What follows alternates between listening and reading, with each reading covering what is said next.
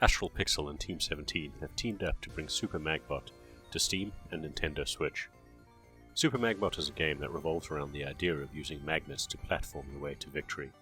There's no jumping here, just pure magnetic attraction or repulsion. Magnetism has been used in platforming games before, so does this rather interesting take on platforming succeed with no jumping?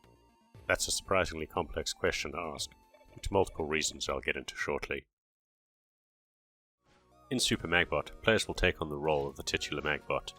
Magbot has been dispatched to save the galaxy from an evil force known as the Magsteroid. What exactly is the Magsteroid after? Unlimited power, of course. See, in Super Magbot's universe, the forces of magnetism coalesced and formed an immensely powerful star known as Magnesia.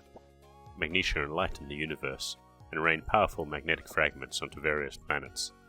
However, Magnesia's power was detected by the Magsteroid. Giant evil asteroid with, a lust for power. Magsteroid is now headed straight for Magnesia and wants to claim the star's power for himself. The citizens of Magtech detected Magsteroid and dispatched their greatest hero, Magbot, to put an end to his plans. In order to do this, Magbot must gather the magnetic planet fragments and use their power to ultimately defeat Magsteroid. Magbot leaves Magtech in his rather gorgeous-looking spacecraft and lands on Magterra, the first of the planets on which he must gather a fragment from. The game then kicks off in earnest, with players quickly learning Super Magbot's basic gameplay mechanics. Players will move left or right, and will use the left or right shoulder buttons on their controller, or the left or right mouse buttons, to either attract or repel themselves away from magnetic pads. Using the opposite magnetic force will attract you to the pad, while using the same magnetic force will repel you. Hey, that's some basic science in action right there.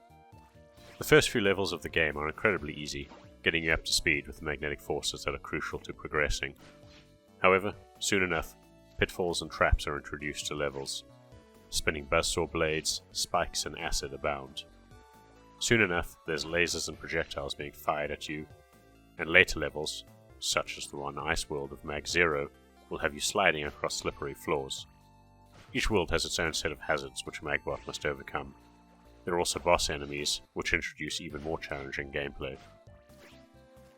Super Magbot's core gameplay mechanic of not allowing players to jump, but rather platform their way through levels using magnetism, is also one of its greatest problems.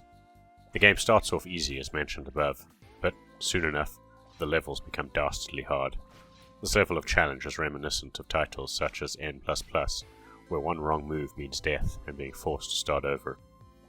It becomes increasingly frustrating to die and respawn repeatedly in levels because of small mistakes.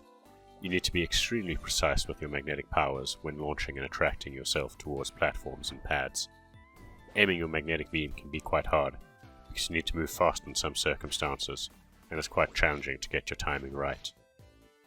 That said, succeeding in Super Magbot delivers a remarkable feeling of satisfaction because of how difficult some levels are. Gamers who lack patience, or just aren't fans of challenging gameplay, should immediately open up the game's menu and enable the assist options. This takes the sting out of the game, and brings back a lot of fun. So long as you aren't aiming to achieve high scores in the online leaderboards, enabling the assist options immediately improves the game, restoring a lot of the fun aspects while removing the frustration, and toning down the challenge factor. The assist options include allowing you to hover indefinitely in mid-air, and allowing infinite attracts or repulses instead of being limited to 2 for each magnetic color. It also introduces checkpoints, which can be enabled, removing a lot of the frustration caused in some of the more sadistic levels. Graphically, Super Magbot is fantastic. Astral Pixel have crafted levels and cinematics that look absolutely gorgeous with pixel graphics. Each world has its own theme too, and they're all visually appealing. The soundtrack in Super Magbot is amazing too, with plenty of beats that are incredibly catchy. Just listening to the game's soundtrack on its own is a worthwhile experience, since there's a very chilled out vibe overall. It goes well with the hard as nails platforming. Without the assist modes, it helps you stay calm, somewhat.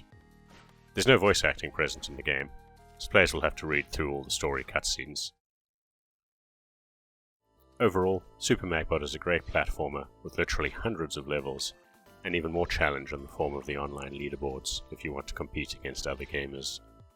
That said, the game is merciless in how it punishes small mistakes, so if you're not a fan of challenging gameplay, enable the assists, and enjoy the game without this additional stress.